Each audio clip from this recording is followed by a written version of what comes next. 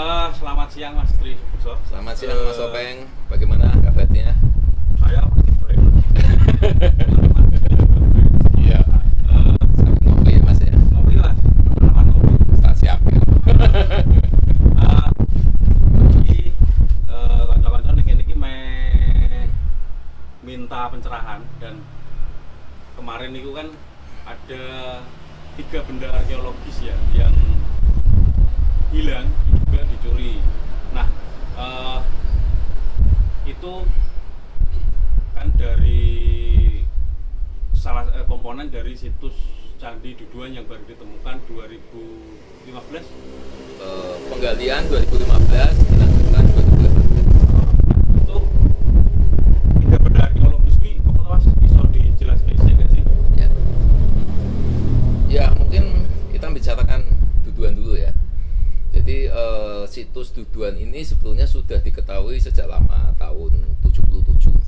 Ada itu buku laporan dari Pusat Penelitian Arkeologi Nasional tentang komponen candi yang berasal dari sebuah tempat di kebun durian, yaitu di saat itu masih bentuknya masih desa di Duduan di Mijen. Dan sekitar tahun 2013 rekan-rekan dari Pusat Penelitian Arkeologi Nasional bersama dari lembaga IVO, lembaga kajian Prancis untuk Asia, itu melakukan survei, dan salah satunya lokasi yang disurvei itu yang ada di Duduan. Kemudian hasil survei ini ditindaklanjuti dengan kegiatan ekskavasi. Kegiatan ekskavasi itu yaitu kegiatan pencarian data yang dilakukan dengan cara menggali. Dan 2015 mulai dilakukan ekskavasi pertama.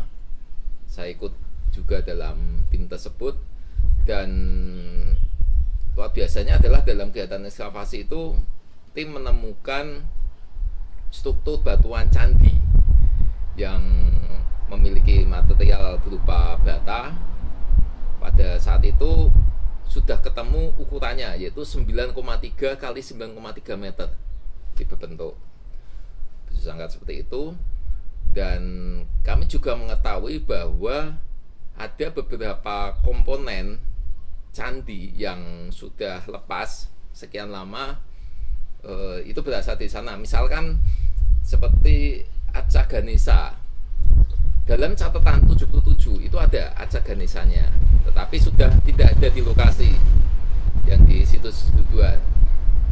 Tapi kita masih bisa melihatnya karena sampai sekarang tersimpan dengan cukup aman di Museum Ronggo Warsito, Jawa Tengah, di Kalibanteng. Dan ada beberapa komponen lepas lainnya, seperti misalkan seperti umpak.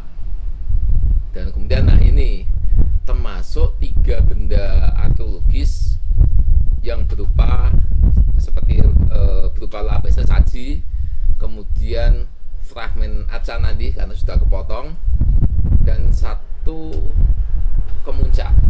Jadi ada 3 bagian itu. Nah, 3 bagian ini sudah lama juga berada di pertigaan Jatibarang, di dekat kantor desa, kantor kelurahan Jatibarang.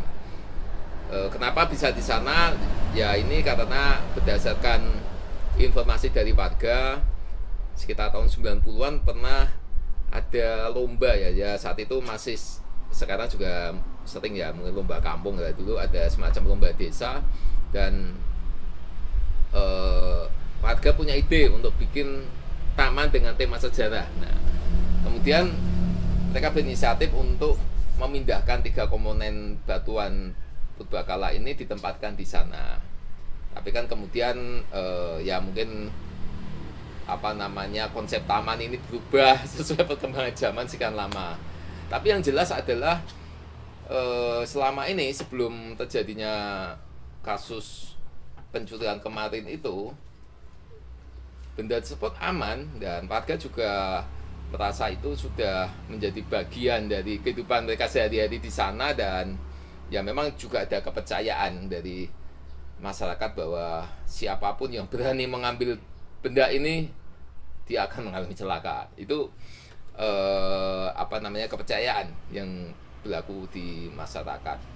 Tapi ya kita dengar berita bahwa ternyata si pengambil itu menggunakan waktu kesempatan selama pandemi ini yang sepi itu untuk ya itu mengambil ketiga benda tersebut.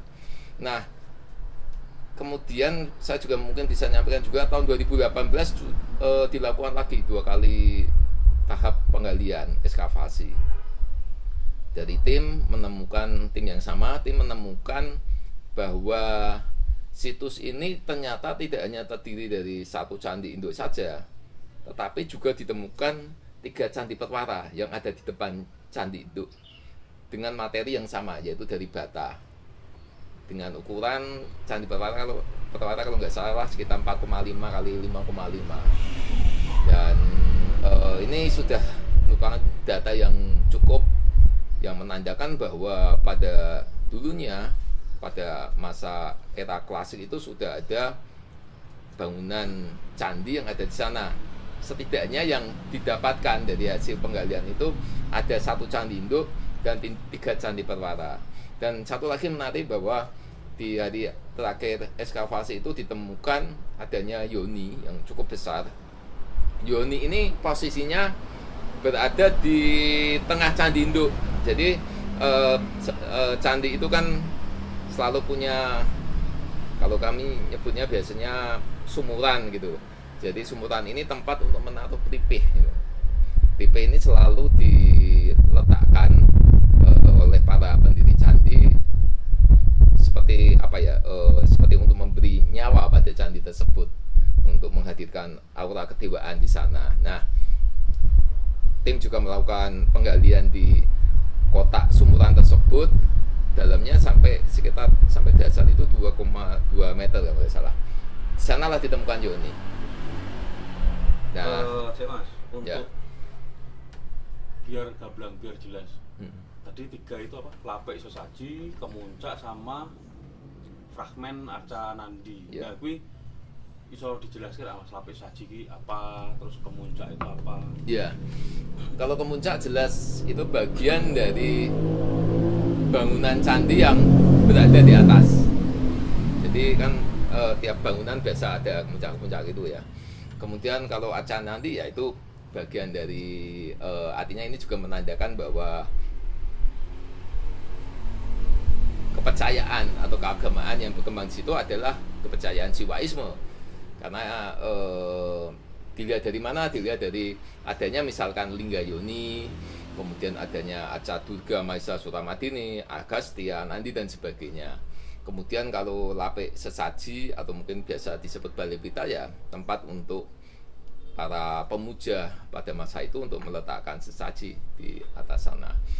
Dan ya setidaknya dari informasi ini kita tahu bahwa seperti ini bentuk ya setidaknya gambaran tentang candi yang pernah berdiri di Duduhan seperti ini. Meskipun hanya meninggalkan struktur, tapi ini cukup menarik untuk Kota Semarang khususnya yang selama ini kita mungkin hanya mengenal adanya tinggalan kolonial seperti itu. Padahal kalau kita mengetahui tentang adanya situs-situs peninggalan klasik, kalau dalam arkeologi itu kan dibagi ya, dalam periode klasik atau Hindu-Buddha itu ada namanya periode klasik tua di Jawa Tengah pada abad 8 sampai 10 Masehi dan periode klasik muda abad 10 sampai 15 itu berkembang di Jawa Timur. Nah, kalau candi Duduhan ini termasuk yang periode klasik tua. Kalau candi Duduhan termasuk periode bisa dimasukkan dalam periode klasik tua. Memang saat ini belum ada prasasti yang mendukung ya data secara lebih kuat, tetapi apabila dilihat dari tinggalan yang ada dan perkembangan bangunan keagamaan yang pernah ditemukan di Jawa Tengah itu masuk dalam periode klasik tua.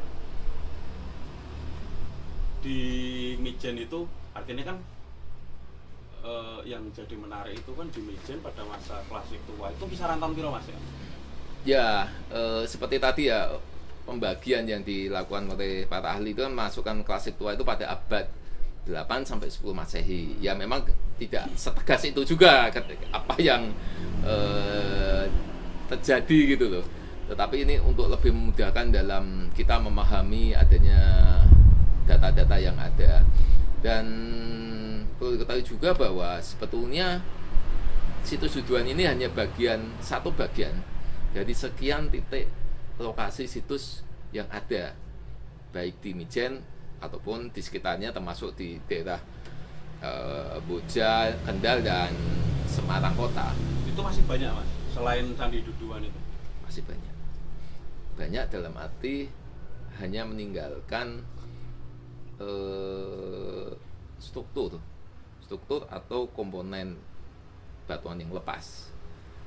Ya ini memang memerlukan satu kajian yang lebih mendalam, tetapi setidaknya setahu saya bahwa di sekitar sana misalkan di Cangkiran ada kondisi cukup aman karena itu dipagar dan unitnya cukup besar sekali, dan saya sempat bertanya kepada warga di sekitar, ternyata bangunan aslinya itu tidak jauh di sana, sekitar 10 meter dari lokasi sekarang, dekat sumber mata air juga. Nah, lokasinya di mana itu Mas? Mungkin bisa sebagai informasi. Itu harusnya tahu. Karena kalau ini yang menarik adalah ini ikut mempengaruhi toponimi tempat juga, Cangkiran gitu. Cangkiran. Saya menduga, tidak cuma saya, tetapi banyak orang menduga bahwa yang dimaksud dengan dari asal kata cangkir itu dari keberadaan Yoni. Ya mungkin dilihatnya mirip dengan cangkir. Itu dekat dengan terminal Cangkiran. Nah itu ada gang masuk ke sana. Kemudian ada lagi ditempel masih di Kecamatan Mijen juga, dulu bekas kandang ayam, dan menurut cerita ketika dilakukan pembangunan kandang ayam, para pekerja menemukan beberapa komponen bangunan candi, termasuk arca berupa nandinya masih, kepalanya masih ada, cuma sudah lepas, tetapi masih bisa kita temukan di sana. Kemudian ada Yoni juga, dan beberapa komponen seperti menara kecil-kecil seperti itu, dan beberapa balok batu. Nah, ini kalau ngomong hal benda purbakala itu di Mijen banyak loh Mas. Kalau secara arkeologis membicarakan Mijen dengan banyak benda arkeologis, akhirnya Mijen gitu iya Mas? Ya, kita harus bisa untuk lebih memahami secara lebih utuh tentang gambaran Mijen pada masa lalu. Mungkin nggak hanya Mijen, tetapi juga daerah di sekitarnya, Gunung Pati, dan ya termasuk yang ada bahkan di pantai utara Jawa ini kan, sampai ke Kendal dan sebagainya. Dan itu adalah bagian dari lanskap Gunung Ungaran. Ketika kita bisa menemukan kesesuaian antara titik-titik sebenarnya yang ada, kemudian kita memperhatikan fitur alam yang ada, misal ada bukit, ada sungai, kita memahami bahwa ternyata pada masa lalu masyarakat Jawa kuno itu dalam mendirikan bangunan keagamaan, dalam mereka mendirikan tempat tinggal mereka, bahkan pertanian, mereka selalu berpedoman pada landasan kosmologi, satu landasan istilahnya yang berhubungan dengan kehidupan kosmos, dan tentu saja juga dengan memperhatikan ketersediaan air misalnya, dan hal-hal yang ikut mendukung terhadap pemenuhan kebutuhan mereka sehari-hari. Nah, kalau kita lihat titik-titik itu berada di tempat-tempat yang tidak jauh dari gundukan bukit, tempat-tempat yang tinggi, dekat dengan sumber mata air. Dan kalau kita jalan-jalan ke Mijen itu kan tempat itu termasuk bagian dari lanskap, bagian dari lembah Ungaran gitu. Bagian di lembah Ungaran, kemudian ada di sekitar Kedung Pane, di sekitar Bendungan Jatibarang sekarang itu kan juga sungai kelihatan ya, sungai kelihatan berkelok-kelok. Ya itu saya yakin sekali orang-orang zaman dulu sudah sudah memahami itu, kemudian meresponnya dengan cara pandang mereka dan mencoba membangun satu sistem penataan wilayah yang berdasarkan konsep kosmologi dan juga berdasarkan kondisi lanskap alam yang ada di sana. Nah, saya menduga sekali dari data-data yang ditemukan adanya beberapa titik di sana itu merupakan situs permukiman yang memiliki bangunan suci, tempat pemujaan, kemudian memiliki ya tentu saja tempat tinggal, rumah-rumah, pertanian. Dan kita tahu bahwa pertanian sawah ini kan sudah mulai dikembangkan di Jawa kuno pada sekitar abad 9, dan saya kira saling terhubung itu. Dan kalau kita bisa menyambungkan antara titik-titik situs yang ada di Mijen, itu pasti akan terhubung dengan titik-titik yang lain, termasuk yang ada di kota, misalkan kota Semarang. Sana di kota Semarang, di tengah kota juga ada di bukit-bukit di itu. Tengah kota Semarang Ada. Oh, ada Mas. Ada. Nah itu kalau kita lihat itu kita bikin peta gitu ya, nanti akan punya jalur ke daerah Ungaran, Begas, Mbawen, Prengapus, termasuk nanti kalau yang di daerah Boja ada juga kan Candi Trisobo di sana. Beberapa waktu lalu juga dilakukan ekskavasi. Nah, akhirnya kita nanti akan memiliki pandangan yang lebih luas lagi bahwa di sini ternyata peran gunung ini menepati istilahnya menjadi orientasi juga dalam mereka mendirikan pemukiman dan bangunan keagamaan. Apalagi ya dengan adanya Kedung Songo di lereng selatan, di lereng utara kita tahu ada Gonoharjo, ada Perumasan, Argosumo. Di lereng timur lebih banyak lagi. Hanya di lereng barat yang belum ada tapi nggak terlalu banyak. Lereng timur ini berarti bagian Ungaran, Babatan. Betul, Ungaran, Begas, Mbawen, nanti agak ke sana, nanti ke Ambarawa. Di sana sangat banyak sekali titik-titik itu. Dan ini mungkin yang perlu kita menduga-duga gitu. Jadi selain ditemukan adanya situs-situs bangunan suci yang biasanya ditempatkan di puncak-puncak ini ya, puncak-puncak bukit, puncak-puncak gundukan, seperti Duduan itu kan sebenarnya tempatnya agak tinggi, gundukan tinggi. Itu juga kita kadang menemukan seperti Watu Lumpang gitu. Jadi batu yang punya lubang di tengahnya, dan kemungkinan besar ini adalah batu yang digunakan sebagai bagian untuk mereka memenuhi kebutuhan domestik, misalkan untuk numbuk biji, mungkin padi atau apa-apa. Nah, ini menarik karena jikalau itu belum pernah dipindahkan dalam sekian abad, mungkin memang di situ dulu sudah ada rumah tempat tinggal mereka yang ditandai dengan adanya Watu Lumpang itu. Selama itu nggak dipindah ya. Itulah kenapa pentingnya ketika ada benda arkeologis seperti ini, harus istilahnya dihadapkan banget, jangan sampai dipindah. Misalkan mau dipindah untuk urusan keamanan dan hal-hal lain, harus berkoordinasi dengan pihak dinas atau BPCB. Nah, adanya Batu Lumpang, adanya struktur bangunan suci ini nanti saya bisa memperlihatkan ini loh, situs istilahnya kondisi permukiman 1000 tahun yang lalu seperti apa.